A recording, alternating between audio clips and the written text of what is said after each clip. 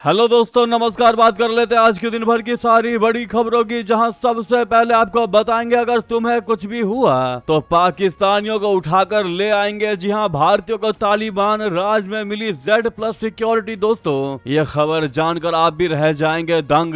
और एक एक भारतीयों को बचाने के लिए पाकिस्तानियों की जान लेने को उतारू हो गए हैं तालिबानी। दोस्तों, बताएंगे क्या है बड़ी जानकारी। तो वहीं तालिबान ने भारत में पहली बार मनाया विक्ट्री डे, कहा जंग से आगे निकल, अब स्थिरता और विकास की राह पर चला अफगानिस्तान। बताएंगे क्या है चौंका देने वाली खबर। तो वहीं ईरान पर अमेरिका क्या वाकई में करेगा परमाणु अटैक, और मुझ पर तनाव के बीच मर्जोरी टेलर के दावे से दुनिया भर में हड़कंप। दोस्तों, साथ ही बताएंगे ईरान से जंग लेकिन ओमान पर क्यों भड़के Donald Trump, straight of Hormuz फिर बना टेंशन की वजह है। वहीं बलूचों के ऐलान से उड़ गई पाकिस्तान की नींद, कहा 1 लाख गुरिल्ला तैयार। जी हां, पाकिस्तान के बलूचिस्तान प्रांत में हिंसा और संघर्ष एक बार फिर गहराता नजर आ रहा है। बताएंगे सबसे बड़ी अपडेट आपको, जहां बलूच सेना ने करीब 1 लाख लड़ाके होने का बहुत बड़ा ऐलान कर दिया है, वो भी गुरिल्ला होने की बात कही है। वहीं आपको बताएंगे पाकिस्तान के लिए बड़ा ही शर्मनाक खबर, लेकिन पाकिस्तानियों के लिए, पाकिस्तान को हुक्मरानों को कोई फर्क नहीं पड़ता। जी हां दोस्तों, अब पाकिस्तानियों को सऊदी भेजने से पहले पाकिस्तान को जो है अपने नागरिकों को सलाह देनी पड़ रही है, और अब तो लास्ट वार्निंग देनी पड़ रही है कि अगर सऊदी की यात्रा पर जा रहे हो तो भीख मांगकर हमारी नाक मत कटवाना। जी हाँ दोस्तों, पाकिस्तान के हुक्मरानों को अब ये सर्कुलर जारी करना पड़ रहा है कि सऊदी जाओ मना नहीं है, लेकिन भीख मत मांगना। बताएंगे इस बड़े अपडेट को जानकर आप भी कहेंगे ऐसा काम सिर्फ पाकिस्तानी ही कर सकते हैं। वहीं आपको बताएंगे दिमागी नक्सलियों ने गदर मचाया तो पीएम मोदी ने उतार दी धुरंधरों की नई टीम, अब होगा असली घमासान। जी हाँ दोस्तों, एक से एक बेहतरीन से बेहतरीन अपडेट आपको बताएंगे, बस आप वीडियो के अंत तक बने रहिएगा। और खबरों में आगे बढ़ने से पहले, देश भारत के संप्रभुता अखंडता का पुरजोर समर्थन करते और मानते हैं कि जो देश हमेशा से भारत के पक्ष में खड़ा रहेगा, भारत भी उसके लिए दुगने तरीके से साथ खड़ा मिलेगा। तो इस वीडियो को लाइक करके, चैनल को सब्सक्राइब करके, बेल आइकन दबा के कमेंट में जय हिंद कह दीजिएगा। बात करते हैं पहली सबसे बड़ी खबर की, जहां अफगानिस्तान में भारतीयों को कुछ भी हुआ तो तालिबानियों को उठाकर ले आएंगे। जी हां दोस्तों, भारतीयों को तालिबान राज में मिली Z+ सिक्योरिटी। बड़ी जानकारी दोस्तों, भारत और अफगानिस्तान के रिश्ते कोई नए नहीं है, लेकिन इन दिनों दोनों देशों की दोस्ती कुछ अलग ही ऊंचाइयों को छू रही है। सदियों पुरानी सांस्कृतिक नजदीकी ने दोनों देशों के बीच प्यार और सम्मान की भावना बढ़ाई है। हालांकि तालिबान प्रशासन के रवैये में भी ये मोहब्बत साफ झलक रही है। हाल ही में एक भारतीय यूट्यूबर के अनुभव ने इस बदलते समीकरण को और स्पष्ट कर दिया। अफजल अफगान ने सोशल मीडिया पर एक वीडियो शेयर किया जिसमें भारतीय कंटेंट क्रिएटर अपनी अफगानिस्तान यात्रा का जिक्र कर रहा है। अपने इस वीडियो में वो दिखाता है कि वो अफगानिस्तान पहुंचा था और पाकिस्तान अफगानिस्तान के बीच की विवादित दुरंड लाइन देखना चाहता था। ये वही सीमा है जो लंबे समय से पाकिस्तान और अफगानिस्तान के बीच तनाव का प्रतीक रही है। यहाँ गोलीबारी होना आम बात है और इस जगह पर इसके निशान भी देखे जा सकते हैं। ऐसे में उसे अपनी सुरक्षा को लेकर चिंता थी, जिसे उसने तालिबान प्रशासन के साथ शेयर किया। जवाब में उसे मिले तालिबान के खूंखार लड़ाके जो AK-47 से लैस थे। उन्होंने उसे न सिर्फ एस्कॉर्ट किया बल्कि भरोसा दिलाया कि उसे उनके रहते कुछ भी नहीं होगा। अगर पाकिस्तान की तरफ से तुम्हें कुछ कहा गया या किया गया तो हम एक के बदले उनके 10 पाकिस्तानियों को जवाब देंगे। तुम चिंता मत करो, उन्हें उठाकर हम यहाँ ले आएंगे। दोस्तों, इस वाक्य ने भारतीय यात्री को न सिर्फ हैरान किया बल्कि वो इनकी हिम्मत का भी कायल हो गया। न सिर्फ वो निश्चिंत होकर डुरंड लाइन पहुंचा, वहां कैमरा घुमाया और पाकिस्तानी चौकियों पर पड़ी हालिया गोलीबारी के निशान भी रिकॉर्ड किए। ये अनुभव उसके लिए जिंदगी का पहला ऐसा पल था। उसने भावुक स्वर में कहा कि अफगान लोग दोस्ती निभाने का अनोखा अंदाज रखते हैं। दोस्तों, देखते ही देखते ये वीडियो पूरे सोशल मीडिया पे वायरल हो गया। भारत अफगान रिश्ते में एक अलग ही मिठास है। यही वजह है कि सोशल मीडिया पर यह वीडियो तेजी से वायरल हो चुका है, जिसने बता दिया है कि अफगानियों के लिए भारतीयों की जिंदगी की काफी ज्यादा महत्वता है और इसीलिए वो भारतीयों को कुछ भी होने पर पाकिस्तानियों की जान लेने के लिए उतारू हो जाएंगे। जी हाँ दोस्तों, ये बहुत बड़ी बात है और बड़ी दोस्ती की मिसाल भी है। दोस्तों, जहाँ एक तरफ पाकिस्तान सबसे बड़ा दुश्मन बना बैठा है, वहीं एक समय था जब अफगानिस्तान हमारा पड़ोसी हुआ करता था। अब पाकिस्तान ने पीओके पर कब्जा करके भारत का पड़ोसी भी छीन लिया, या यूँ कहे कि हमने खुद बंटवारे में पड़ोसी दे दिया। हालांकि अगर आप भी मानते हैं समय रहते अब इन चीजों वीडियो को वापस लेना ही चाहिए, लेना ही पड़ेगा। तो वीडियो के इस कमेंट सेक्शन में पीओके मस्ट बी टेकन लिखना मत भूलिएगा दोस्तों। वहीं लाइक का बटन भी अभी तक लाइक नहीं किया तो इस लाइक के बटन को सबसे पहले दबा दीजिएगा दोस्तों। साथ में जानकारी ये भी है कि इधर तालिबान ने भारत में पहली बार विक्ट्री डे भारत में मनाया है और कहा कि जंग से आगे निकल अब स्थिरता और विकास की राह पर चला अफगानिस्तान। बता दें, अफगानिस्तान में तालिबान के सत्ता में लौटने के करीब 5 साल बाद भारत में पहली बार उसका विक्ट्री डे रिसेप्शन कार्यक्रम किया गया। ये कार्यक्रम सोमवार को नई दिल्ली में हुआ। इसकी मेजबानी भारत में तालिबान के चार्ज डी अफेयर्स नूर अहमद नूर ने किया। इस कार्यक्रम में मुंबई में अफगानिस्तान के महावाणिज्य दूत डॉक्टर इकरामुद्दीन कामिल भी मौजूद थे। साथ ही विदेश मंत्रालय में पाकिस्तान, अफगानिस्तान और ईरान डिवीजन के संयुक्त सचिव एम आनंद प्रकाश भी मौजूद थे। नूर अहमद नूर इसी साल जनवरी में नई दिल्ली पहुंचे थे। वो तालिबान के सत्ता में आने के बाद भारत में तैनात होने वाले पहले तालिबान नियुक्त अधिकारी हैं। भारत पहुंचने के बाद से उन्होंने विदेश मंत्रालय के अधिकारियों के साथ कई दौर की बैठकें की हैं। इससे संकेत मिलता है कि भारत और तालिबान के बीच संपर्क जो है वो धीरे धीरे बढ़ रहा है। हालांकि भारत ने अब तक तालिबान सरकार को औपचारिक रूप से मान्यता नहीं दी है। आपको बता दें कि भारत के लिए क्यों अहम है ये कार्यक्रम। दरअसल नई दिल्ली में तालिबान का पहली बार विक्ट्री डे रिसेप्शन आयोजित होना ऐसे समय में हो रहा है जब भारत और तालिबान के बीच आधिकारिक संपर्क बढ़ रहा है। भारत के लिए अफगानिस्तान सुरक्षा, आतंकवाद, व्यापार और क्षेत्रीय कनेक्टिविटी के लिहाज से महत्वपूर्ण है। वहीं तालिबान के लिए भारत जैसे बड़े क्षेत्रीय देश के साथ संवाद बनाए रखना आर्थिक और कूटनीतिक रूप से अहम है। क्या है इस मुद्दे पर आपकी निजी राय दोस्तों? वहीं आपको बता दें, क्या ईरान पर अमेरिका करेगा परमाणु हमला? हॉर्मुज पर तनाव के बीच मार्जोरी टेलर के दावे से दुनिया भर में मच गया हड़कंप दोस्तों। ईरान और अमेरिका के बीच हॉर्मुज को लेकर तनाव जो है वो चरम पर पहुंच चुका है। ट्रंप लगातार स्ट्रेट ऑफ हॉर्मुज पर अपने कंट्रोल का दावा कर रहे हैं। हालांकि फिलहाल दोनों देशों के बीच मिसाइल अटैक तो नहीं हो रहा, लेकिन गतिरोध ऐसा ही कुछ बना हुआ है। इस बीच अब एक अमेरिकी नेत्री के दावे ने दुनिया भर में टेंशन बढ़ा दी है।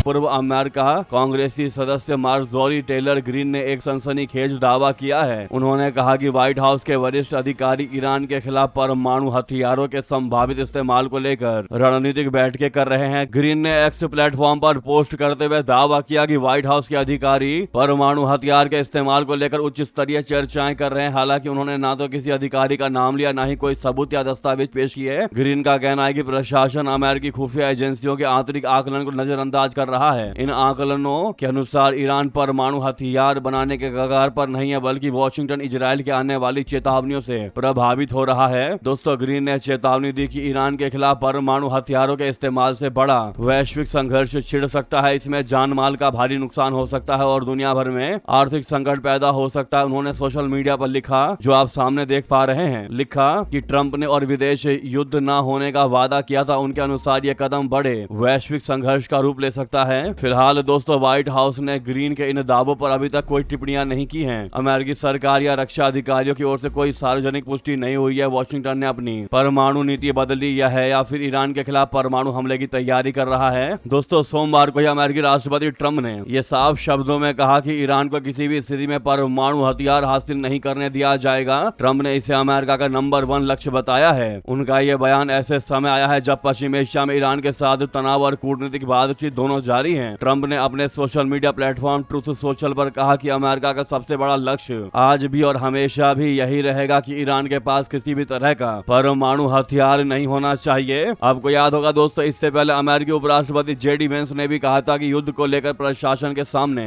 2 प्रमुख लक्ष्य मौजूद है। पिछले सप्ताह फॉक्स न्यूज को दिए इंटरव्यू में वेंस ने कहा था कि अमेरिका यह सुनिश्चित करना चाहता है कि खाड़ी देशों से तेल और गैस की आपूर्ति वैश्विक बाजार तक जारी रहे ताकि ऊर्जा की कीमतों में स्थिरता बनी रहे। उन्होंने कहा था कि अमेरिकी प्रशासन के लिए अमेरिकियों के लिए तेल और गैस को सस्ता रखना पहला लक्ष्य है, जबकि ईरान को परमाणु हथियार हासिल करने से रोकना अमेरिका का दूसरा लक्ष्य है। ऐसे में वेंस के इस बयान के बाद ये सवाल उठने लगा था कि ईरान के खिलाफ अमेरिकी रणनीति में ऊर्जा सुरक्षा ज्यादा महत्वपूर्ण है या फिर ईरान का परमाणु कार्यक्रमों में शामिल ना होने देना। दोस्तों, आपको बता दें, साथ में जानकारी ये भी आ रही है,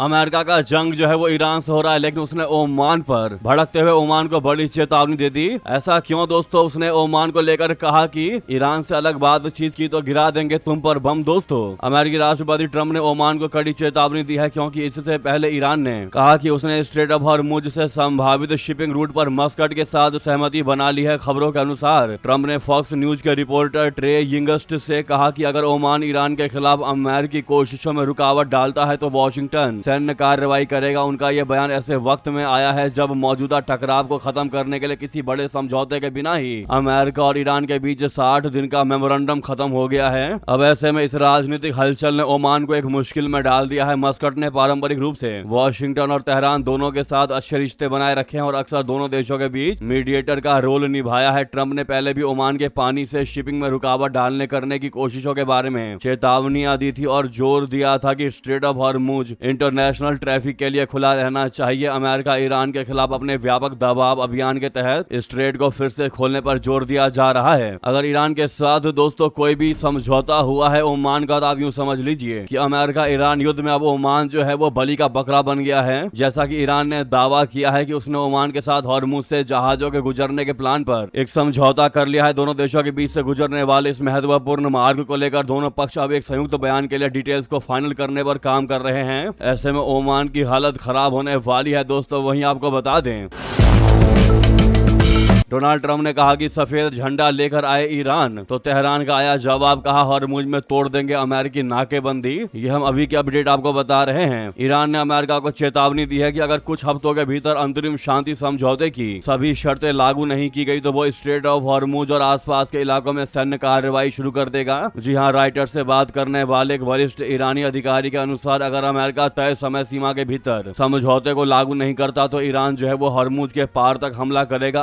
आगे ईरान अमेरिकी नौसैनिक नाकाबंदी तोड़ने के लिए सटीक सैन्य हमले कर सकता है। ईरान का यह बयान ट्रंप के उस सख्त बयान के बाद आया है जिसमें उन्होंने उसे हारा हुआ बताया था। उन्होंने कहा कि ईरान को अब आत्मसमर्पण का सफेद झंडा दिखा देना चाहिए। ट्रंप ने ईरान के बारे में कहा कि वहां के लोग अच्छे पोकर खिलाड़ी हैं, लेकिन दावा किया कि वे अब मुश्किल में पहुंच गए हैं। इस बीच अच्छी बात दोस्तों यह है कि अगर वाकई में ईरान का ओमान के साथ में ये समझौता हुआ है, हॉर्मुज पर ईरान ओमान में बात बनी है, तो आप इससे ये भी समझ सकते हैं कि भारत में तेल और सस्ता हो सकता है, यानी भारत को और सस्ता तेल मिल सकता है। हालांकि अमेरिका कब तक कितने देर इस समझौते को रहने देगा वो अलग बात है। हॉर्मुज जलडमरू मार्ग के बंद होने के कारण भारत अपनी ऊर्जा आवश्यकताओं को पूरा करने के लिए काफी मेहनत कर रहा है। भारत उन देशों से तेल और गैस की खरीद रहा है जहां से लाने की लागत काफी ज्यादा है। इसका सीधा असर भारत में तेल और गैस के कीमतों पर पड़ता दिखाई दे रहा है। ऐसे में अगर ईरान ओमान समझौते के कारण हॉर्मुज जलडमरू मार्ग खुलता है और जहाजों की आवाजाही शुरू होती है, तो इससे भारत में तेल और गैस की कीमतें कम हो सकती है दोस्तों। हालांकि लगता नहीं कि अमेरिका ज्यादा देर तक इस समझौते को चलने देगा। वहीं दोस्तों दूसरी तरफ बड़ी जानकारी ये भी सामने आ रही है।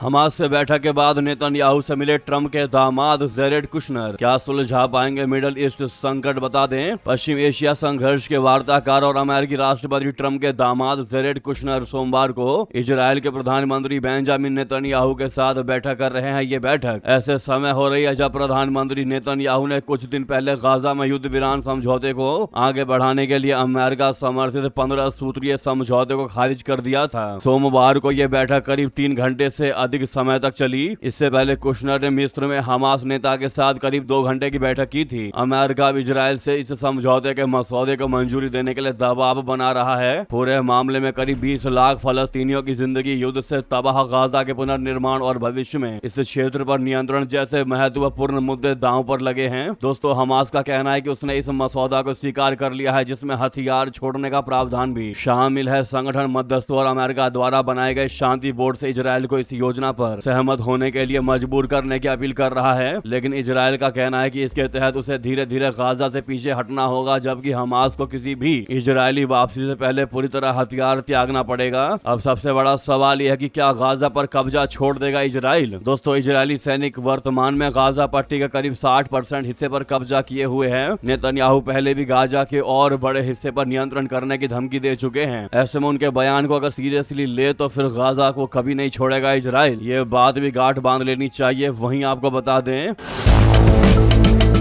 बलूच सेना ने किया अब तक का सबसे बड़ा ऐलान कर दिया, बड़ा दावा कि 1 लाख गुरिल्ला है हमारे पास तैयार। बलूचों के ऐलान से उड़ी पाकिस्तान की नींद, बताया कहां कितने सैनिक हमने मारे। जी हां, बलूच सेना के पास करीब 1 लाख लड़ाके हैं। बीएलए ने इसे लेकर दावा किया है। उनका कहना है कि इस संगठन को आम बलूच जनता का पूरा समर्थन मिला हुआ है और वे पाकिस्तानी सेना के खिलाफ गुरिल्ला युद्ध के साथ साथ शहरी इलाकों में भी अपनी रणनीतिक लड़ाई लड़ रहे हैं। बलूच नेता मीर यार बलूच से मीडिया ने हथियारों के बारे में पूछा, उसका जवाब भी बेबाकी से दिया। उन्होंने दावा किया कि संगठन कई बार पाकिस्तानी सैन्य चौकियों पर हमले करके हथियार हासिल करता है। हालांकि बीएलए की वास्तविक सदस्य और उसके पास मौजूद हथियारों के बारे में स्वतंत्र और विश्वसनीय आंकड़े उपलब्ध नहीं हैं। बलूच लिबरेशन आर्मी यानी बीएलए ने दावा किया है कि उसने महज 8 दिनों में पाकिस्तानी सुरक्षा बलों के खिलाफ 22 हमले किए हैं। संगठन के मुताबिक इन हमलों में 26 पाकिस्तानी सुरक्षा कर्मी मार गिराए गए हैं। हालांकि इन दावों की स्वतंत्र रूप से पुष्टि नहीं हुई है या पाकिस्तान ने इन आंकड़ों को छुपाया है। दोनों बातें हो सकती हैं। पाकिस्तान सरकार की ओर से इन सभी आंकड़ों की पुष्टि नहीं की गई है। दोस्तों, बीएलए का कहना है कि वो पाकिस्तान से बलूचिस्तान की आजादी की मांग को लेकर अपना सशस्त्र अभियान जारी रखेगा। इतना ही नहीं दोस्तों, वहीं आपको बता दें, पाकिस्तान जब अपने पाकिस्तानियों को भेज रहा है सऊदी, तो उसको सिखाना पड़ रहा है कि भैया वो सऊदी यात्रा पर जा तो रहे हो, लेकिन वहां जाते ही भीख मत मांगने लगना। पाकिस्तान ने अपने नागरिकों को दे दी है लास्ट वार्निंग। जी हाँ, बड़ी खबर आपको बता दें, सऊदी अरब जाने वाले अपने ही नागरिकों और जायरीनों के रवैये से फजीहत झेल रहे पाकिस्तान ने उमराह और हज यात्रियों के लिए एक बेहद सख्त एडवाइजरी जारी की है। सऊदी अरब स्थित पाकिस्तानी दूतावास ने अपने नागरिकों से साफ शब्दों में चेतावनी दी है कि वे वहां जाकर भीख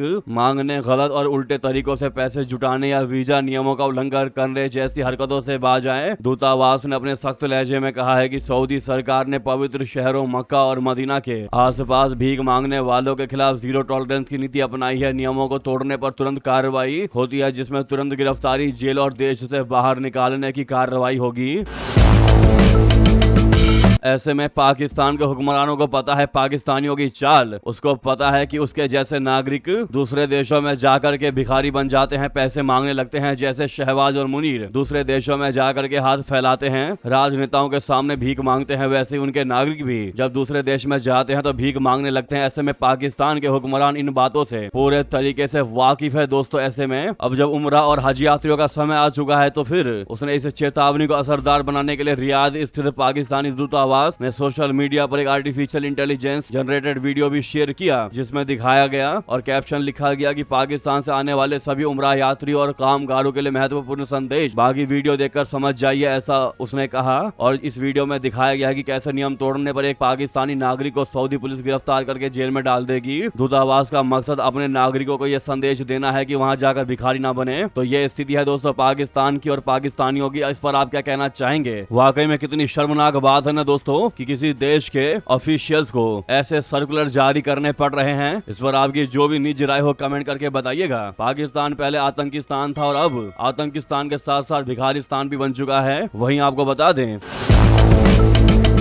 भारतीय थल सेना प्रमुख को नेपाल में मिला सम्मान, राष्ट्रपति ने दी जनरल की मानक रैंक। दोस्तों, भारत और नेपाल के बीच के रिश्ते भले ही नरम गरम चल रहे हों, लेकिन दोनों देशों ने दशकों पुरानी सैन्य परंपरा को आगे बढ़ाया है। नेपाल के राष्ट्रपति रामचंद्र पौडेल ने उनके देश पहुंचे भारतीय थल सेना प्रमुख जनरल धीरज सेठ को नेपाली सेना के जनरल की मानक रैंक प्रदान की है। जनरल धीरज सेठ को काठमांडू स्थित राष्ट्रपति भवन में आयोजित एक विशेष अलंकरण समारोह में ये मानक रैंक प्रदान किया गया। जनरल धीरज सेठ को नेपाली सेना के जनरल की मानक रैंक प्रदान किया जाना केवल एक औपचारिक सम्मान ही नहीं, बल्कि ये भारत और नेपाल के बीच कायम विशेष सैन्य संबंधों की एक अनूठी और वर्षों पुरानी परंपरा का हिस्सा है। यह परंपरा काफी पुरानी रही है और इसी परंपरा के तहत भारत और नेपाल एक दूसरे के सेना प्रमुखों को अपने अपने सैन्य जनरल की मानक रैंक प्रदान करते हैं। यह परंपरा दोनों सेनाओं के बीच कायम निकट संबंधों और सैन्य भाईचारे का महत्वपूर्ण प्रतीक मानी जाती है। भारतीय सेना के मुताबिक ये पारस्परिक सम्मान केवल समारोह तक ही सीमित नहीं है। ये दोनों सेनाओं के बीच आपसी विश्वास, पेशेवर सम्मान और सैन्य सौहार्द की संस्थागत अभिव्यक्ति है। समय के साथ दोनों देशों में सैन्य नेतृत्व की कई पीढ़ियां बदलती रही हैं, लेकिन यह परंपरा लगातार कायम रही है। दोस्तों, ऐसे में नेपाली सेना के मानक जनरल बने भारतीय सेना प्रमुख धीरज सेठ को आप लोग कांग्रेचुलेट कमेंट में अवश्य कहिएगा। 76 साल का पुराना वो परंपरा आज भी कायम रखने के लिए। दोस्तों, वहीं आपको बता दें,